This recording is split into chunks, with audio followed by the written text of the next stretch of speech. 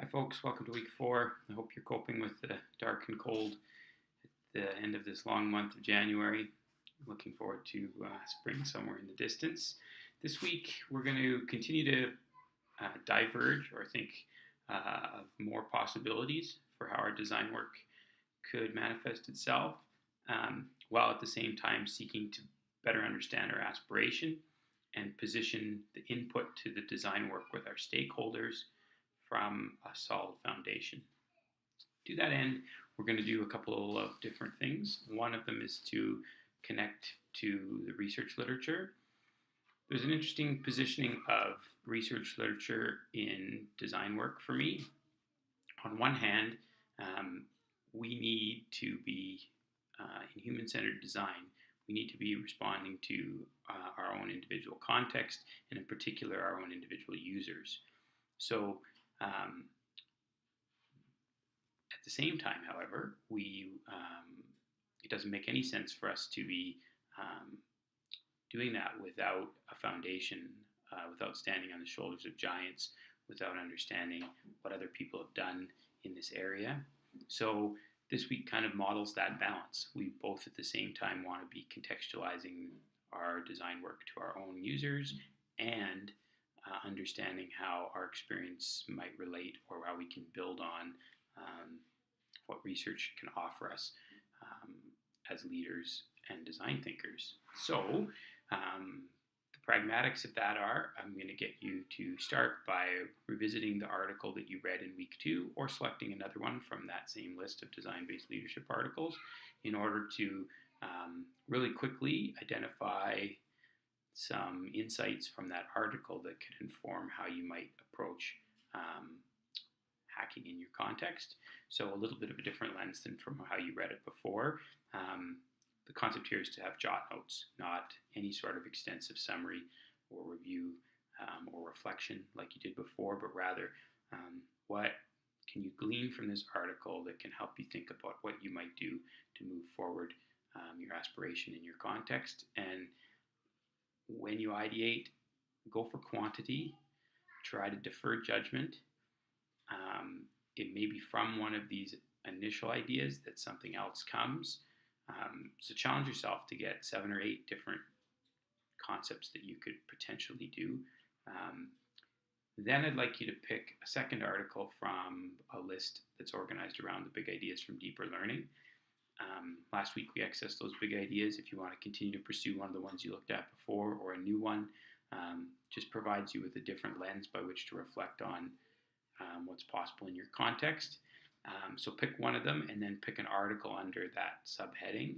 And again, scan through it, identify some insights that can help you think about your own context so that we're building from what other people have shared about their context. And again, ideate what from those insights, what that could mean for your hack. These should be quick exercises. I think if you were to try to take up each article as if the assignment was to fully understand the article, this would be a lot of work this week. My expectation is more that you look at the article in terms of what can I take from this to help me think about my context. Then, just as importantly, and with that research foundation in mind, I'd like you to consider how you could get hold some empathy for your users. So this is about intentionally trying to understand how what your users' needs are. There's a few different options for how you could do that, but I would like you to not just do it based on reflection or navel gazing, but be intentional about planning an opportunity to focus on user need. That doesn't have to be an exhaustive exercise. There's some suggestions of either observing or shadowing a student. This could be in the course of your regular teaching when students are working on something that could help you understand this, or when something's happening in your school that could help you observe students, to just, like you would in any other opportunity to do assessment, just focus on that particular criteria that you're thinking on in light of watching or observing your students. This could also be looking at some student work if you have access to student work as another way to think about that. Another thing you could do is to quickly develop a prototype and test it. So I know that many of you are in the throes every day of working with your user, and you're probably already being consciously or just in the course of how we are as teachers, making changes to your practice in light of some of the things that you've been thinking about in this course. So if you have an opportunity to do that, to be intentional about having students try something in the context, or I shouldn't just focus on students. If you're working with your colleagues and you have an opportunity to test something, prototype and test something, that would be great too. Again, it's the intentionality of trying in the context of doing that to seek to understand how our users are experiencing this phenomenon and what we can learn about their needs in light of this intentional opportunity. Sometimes people like to liken it to the scientific process, where observation is a very intentional act to inform our understanding. The third option is to interview a user. This is particularly useful if you're working with older students or adults, but can also work with younger students as well. There's a template for you to consider planning for the interview. More than anything, you want to be open-ended. You want to encourage stories. You want to listen for things they say and also what they don't say. You want to consider body language. This doesn't have to be a long, drawn-out process. It might be a 5 or 7 minute conversation with a colleague that is largely informal.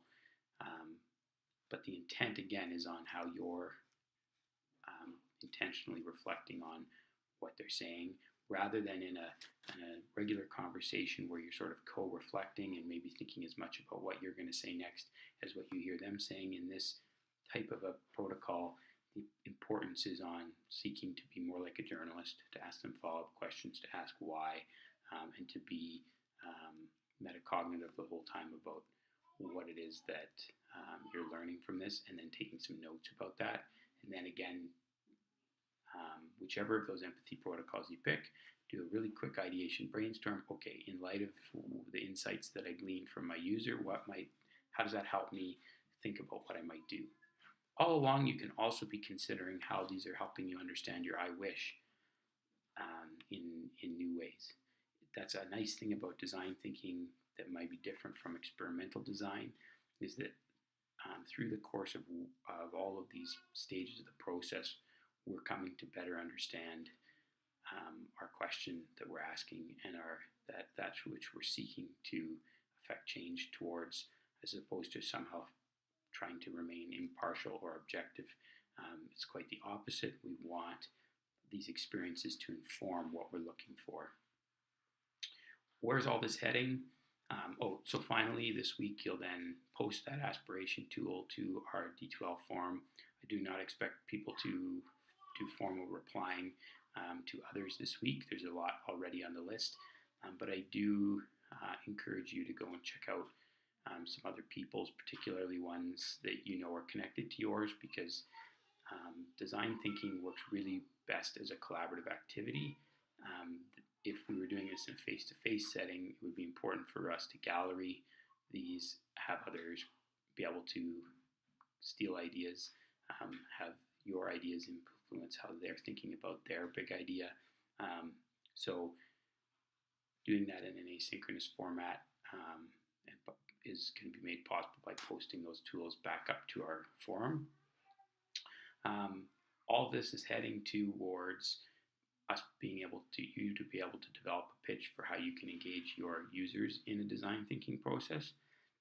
Through these stages, we ourselves are working through a design process to develop an input for a design thinking process for our users, to better understand a design thinking process so that we know how we could get users to go through a design thinking process, walking the talk, so to speak.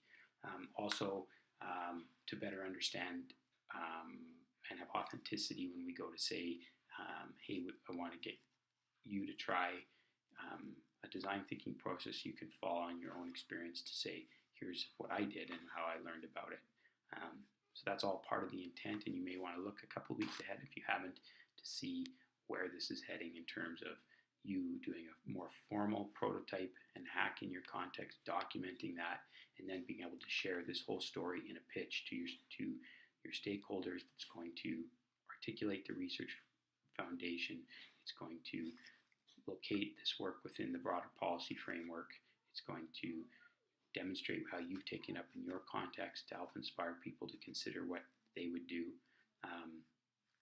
So that's sort of the next few weeks, which is sometimes helpful to have in mind. Lastly, a message from me this week is I'm going to, at the beginning of this week, be sending each of you an individual note regarding Learning Task 1.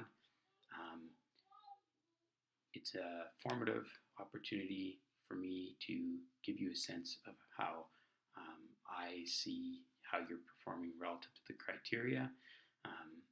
My assessment practice is such that I'm going to look across a range of evidence at the end of our term in order to come to a professional judgment about the quality and nature of your work.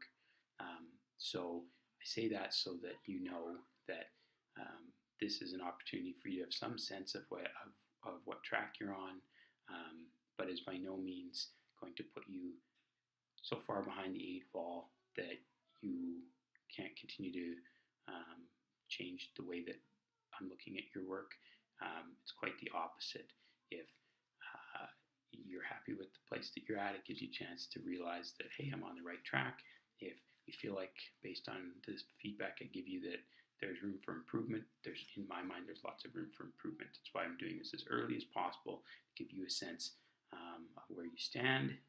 But I'm not going to then input that as an average and have what you've done so far pull down what you could do moving forward. It's more an opportunity for you to understand, okay, I'm on track, or, oh, this is some things Josh thinks I could do to be closer to on track. And then you have many weeks left to continue to actualize that formative feedback.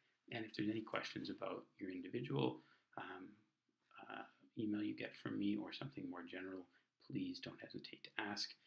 Across space and time on the computer, it's very difficult for me to understand your needs unless you share them with me. So have a great week, and January's coming to a close.